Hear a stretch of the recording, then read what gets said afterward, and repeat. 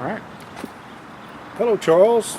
Hello, Jim. Introduce us to yourself. Tell us your name and what you do for AML, how long you've been here, and what your previous experience has been before you came here. Okay, my name is Charles Booth. I am the engineering design for the Hazard Emergency Branch. I've been in the engineering and design field for approximately 45 years. Started out in transportation.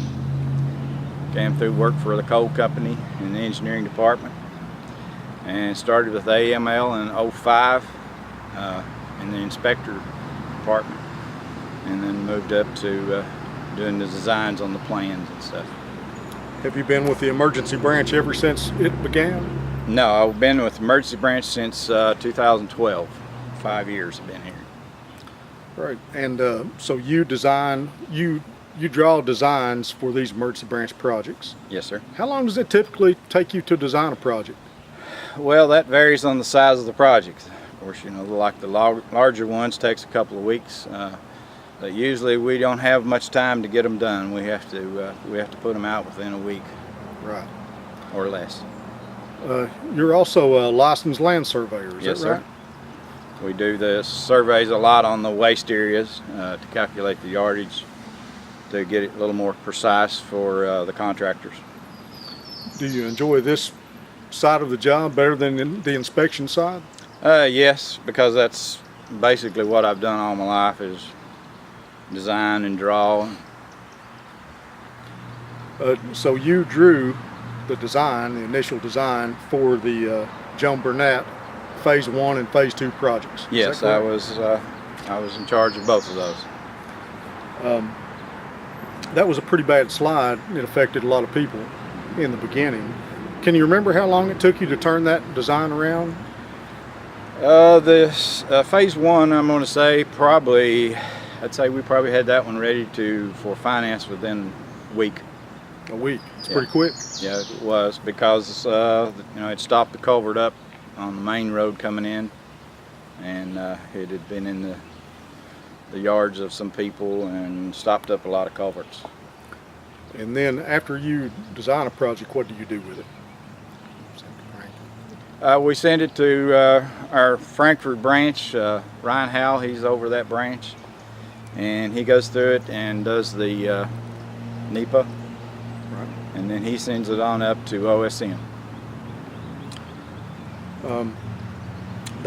That drainage project at Joan Burnett, the Phase 1 project, was kind of involved, and it had some.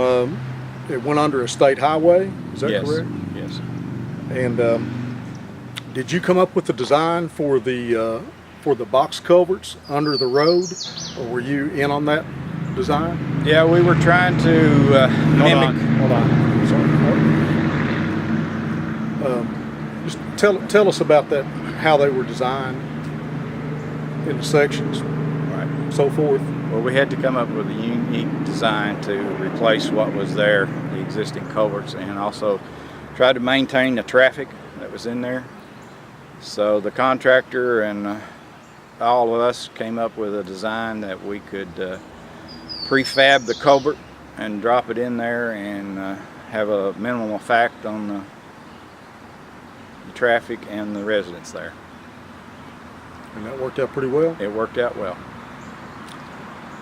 And then on the Phase 2 project, on the larger slide, you did some preliminary work on that as far as surveying, and Yes. tell us about what you did there.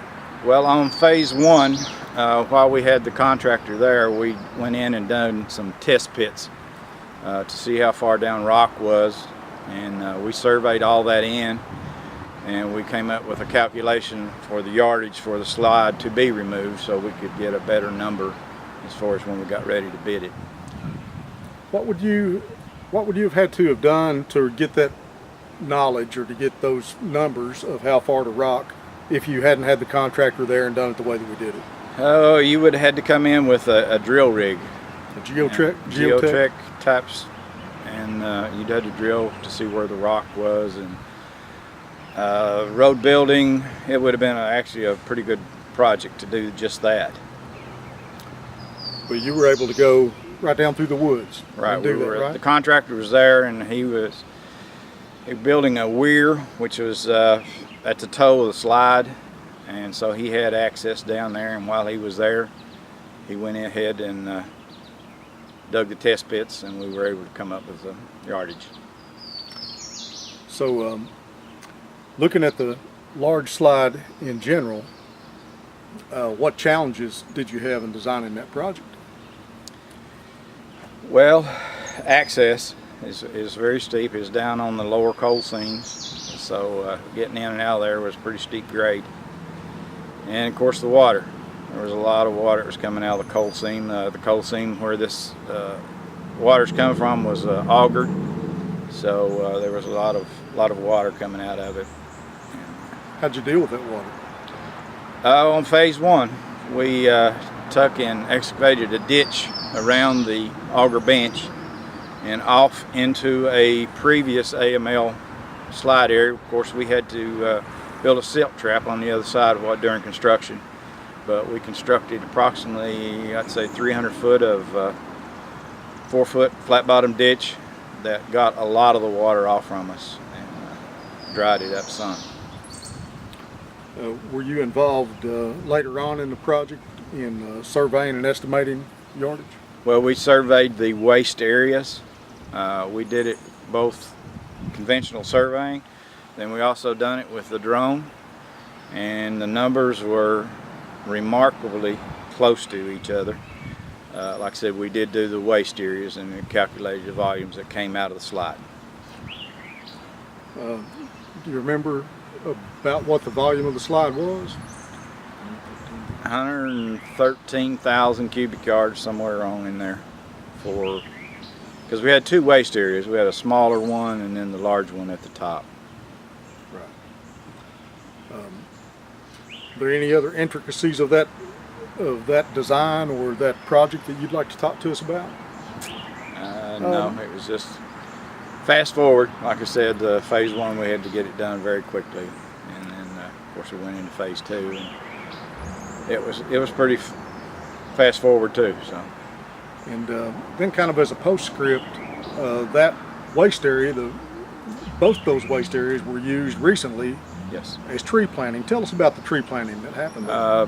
Both the waste areas, the one on top and then the one at the head of Hard Burley, were used for the tree planting from the OSM side of it. They furnished the trees, and we provided a contractor, and we came in and planted 4,000 trees on both waste areas of different species. I saw those trees yesterday, and they look like they're doing very well. Anything else you'd like to tell us, Charles? I'm just enjoying doing my job. Do you enjoy it? Yes, I do. What do you do in your spare time? Do we really want to go there?